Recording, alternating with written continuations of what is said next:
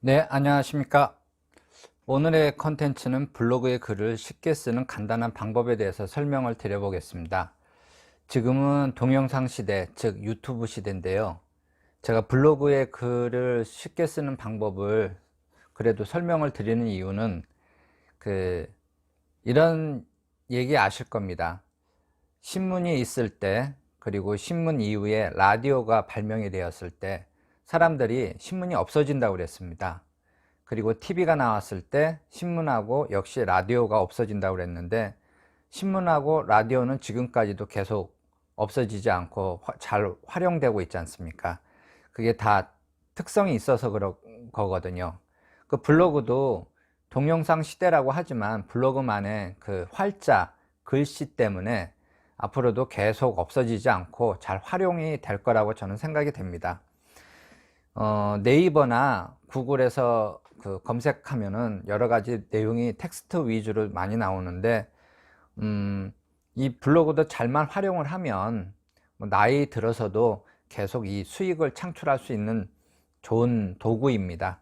그래서 간단하게나마 오늘은 블로그에 글을 쓰는 방법에 대해서 제가 설명을 드려볼까 합니다. 제가 2년 동안 경험을 한 겁니다.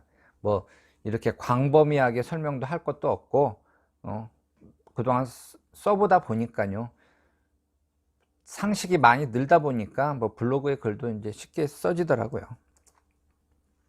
이제 좀 약간 이제 이 글을 잘 쓰는 사람이 얘기했던 거를 좀 제가 예를 들겠습니다. 그 김대중 대통령, 노무현 대통령의 그 연설 비서관이셨던 강 작가님, 강원국 작가님이 하셨던 말씀이 있는데요. 이 TV에서 나오셔서 하셨던 말씀입니다. 일단은 개념 정리를 좀 하고요. 이 글을 쓰는데 그 동의어가 유의어가 있는데, 이 똑같은 말을 계속 사용하다 보면은 이게 좀 한계가 있어요. 이게 좀 안 보이네요, 또. 다음에 제가 구독자 수가 1000명 되면은 그때 이거 확실하게 벗겠습니다. 이거 이제 불편하네요. 단어를 몇 개 빼버리면 글자의 수도 확 줄어버립니다. 글을 읽는 사람의 입장에서는 별것도 아닌데, 글자 수만 많으면 되게 실증을 내고 금방 나가버리거든요. 그래서 글자 수를 확 빼버리는 방법이 여러 가지가 있습니다.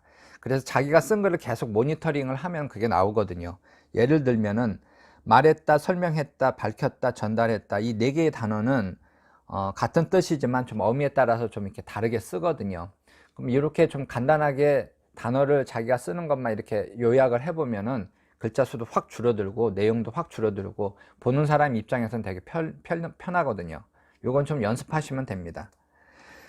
그 다음에 항상 처음부터 무조건 잘할 수는 없습니다. 남이 쓴 글을 좀 그대로 한번 써보기도 하고 또 모방도 해보고 그러면서 자기만의 이제 색깔을 입힐 수가 있거든요. 그래서 이건 이제 연습을 많이 해야 됩니다.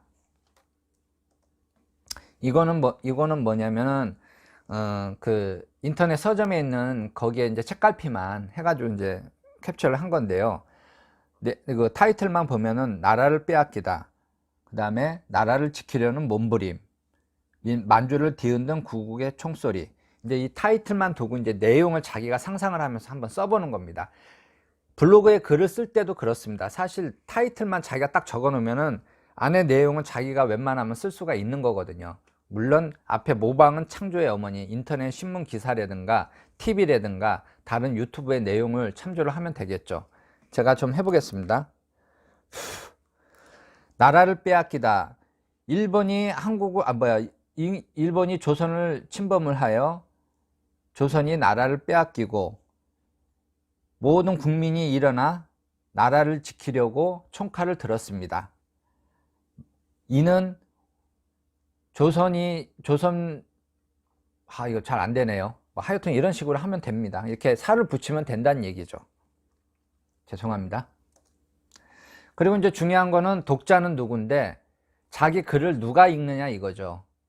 어린애가 읽는지 자기 나이 또래 비슷한 사람이 읽는지 그걸 잘 타겟층을 해가지고 내용도 만들어야 되고 단어도 좀 골라서 써야 됩니다.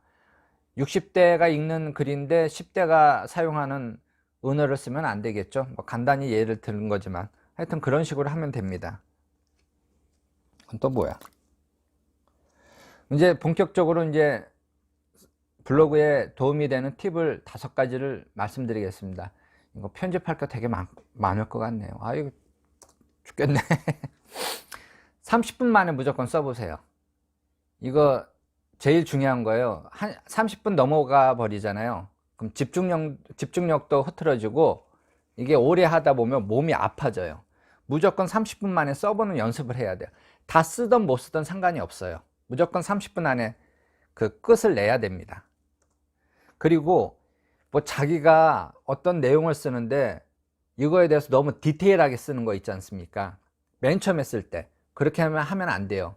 자기가 아는 거 많아 가지고서 처음부터 아주 디테일하게, 아주 세밀하게 쓰는데 그렇게 하면 안 되고, 맨 처음에 쓸 때는 일단 대타이틀 형식으로 큰 것만 딱딱딱 잡아놓고 30분에 딱 끝내놓고, 다음에 이제 좀 몸 좀 풀리고 쉬었다가 다시 그 30분 정도 작성한 거에다가 더 살을 붙이세요. 그런 식으로 여러 번 나눠서 쓰는 그 연습을 해야 됩니다. 처음부터 2시간, 3시간 쓴다? 그럼 몸이 아파집니다. 그리고 이렇게 집중을 하는 것도 사람이 기계가 아니니까 좀 쉬었다 해야 되는데, 글이 만약에 잘 안 써지고 집중력도 이제 잘 안 되면은 다른 일을 좀 해보세요. 그리고 이제 다시 집중하면은 더 잘 됩니다. 그리고 이 글을 쓴다는 거, 블로그에 글을 쓴다는 것도 이것도 습관이 돼야 되거든요. 매일 이게 수익성으로 하려면은 매일 써가지고서 올려야 되는데, 이틀에 한 번, 3일에 한 번씩 올리면은 독자가 그렇게 빨리 안 늘어요, 구독자가. 그래서 뭐 저녁 때 밥 먹기 전에 무조건 하는 습관, 아니면 화장실 갔다 와서 무조건 하는 습관. 저 같은 경우는 샤워를 하기 전에, 샤워를 하고 난 다음에 무조건 하는 습관을 하거든요. 그렇게 하면 이제 습관을 만들면 이 글을 쓰기가 되게 편합니다.